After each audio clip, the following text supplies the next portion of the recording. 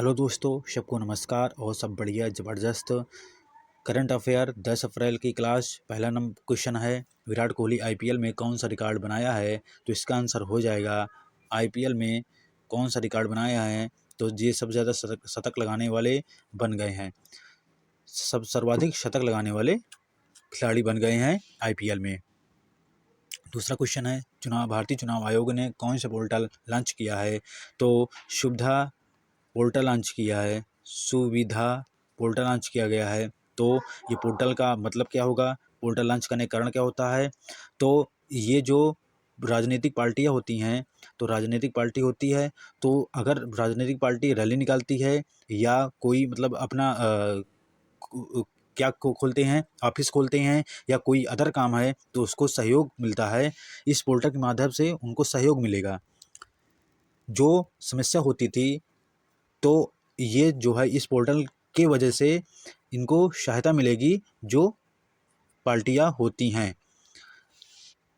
तो इसलिए ये पोर्टल लॉन्च किया गया है। भारतीय चुनाव आयोग की बात करते हैं, इसकी स्थापना कब होती है? 25 जनवरी 1950 को इसकी स्थापना होती है। इसलिए वोटिंग जो उसका जो दिवस मनाते हैं 25 जनवरी को मनाया जाता है। इसकी स्थापना हो गया है। किस आर्टिकल में आता है पूछ लिया जाए? 324 आर्टिकल में आता है। किस भाग में आता है? आर्टिकल भाग 15 में आता है। और इसके अलावा इसका एज क्या होता है? 65 वर्ष तक होता है, 65 वर्ष तक रह सकते हैं।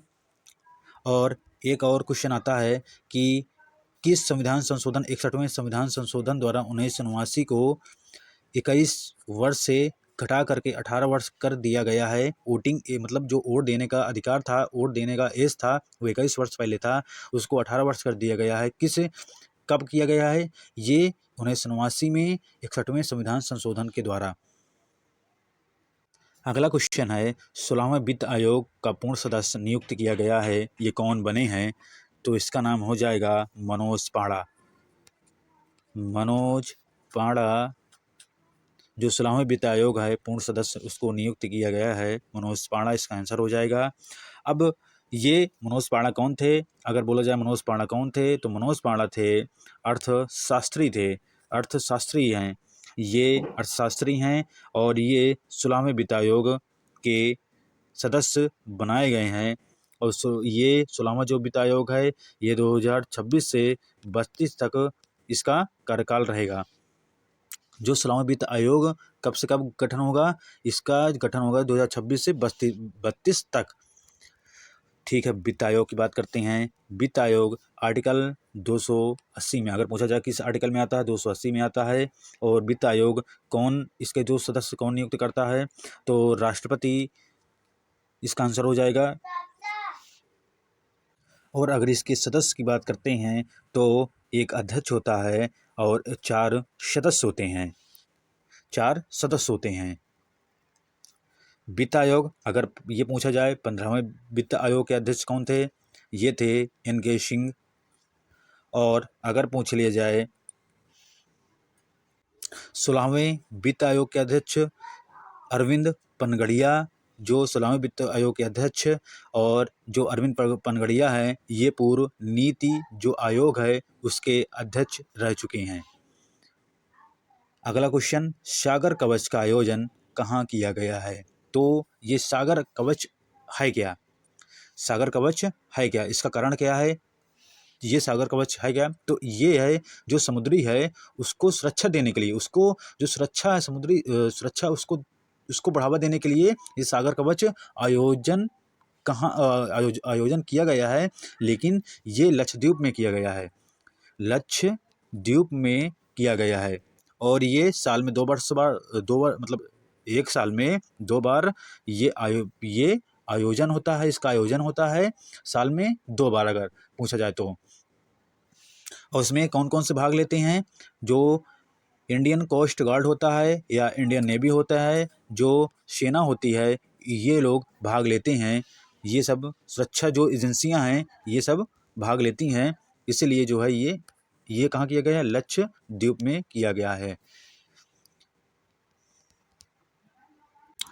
अगला क्वेश्चन, भारत की पहली कंपनी कौन सी है जो 2024 में पृथ्वी जो अवलोक उपग्रह लॉन्च किया है, ये कौन लॉन्च किया है? तो ये टाटा की कंपनी है।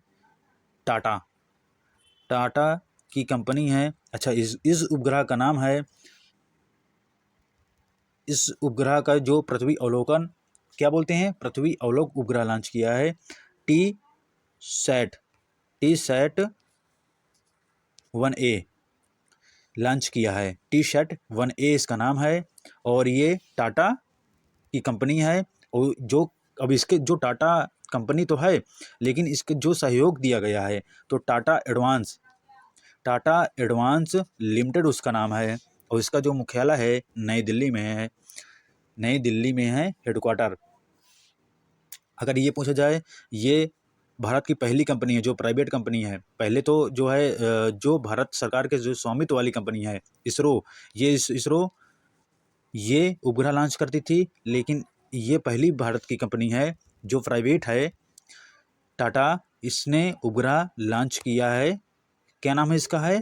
ये T set first A launch किया है। अगर ये पूछा जाए अगला क्वेश्चन, मोंटे कार्लो मास्टर्स में मुख्य ड्रा मैच जीतने वाला पहला भारतीय कौन हुआ है? तो सुमित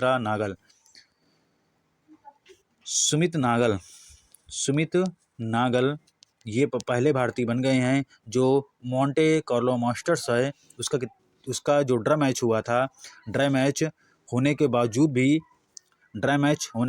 भी ये Sumit Nagal Monte Carlo Masters जीत चुके हैं।